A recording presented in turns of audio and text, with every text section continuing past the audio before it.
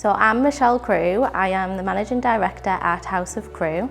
I run a property consultancy business. Back when I left school at 18, I moved to Manchester and bought my first property, and then I moved back to the northeast and rented that property out. Now that was the start for me for getting into property. I then took the opportunity to sell that property and make a profit. The main driver for me to move from a corporate accountancy role into moving full-time property was the forward thinking of looking after a family. I'm married, I've got 2 very young children, and it's difficult. So the flexibility of running my own business definitely helps with childcare.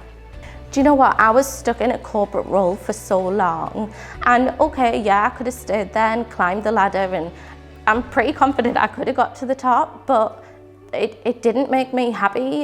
It wasn't necessarily what my strengths were. I feel like I'm definitely a forward thinker, a self-starter, and if you've got a great business idea, don't let not knowing the nitty-gritty of actually how to set that up put you off, because it could be a really good idea. It could make you loads of money, it could make you no money, but it's gave you so much experience.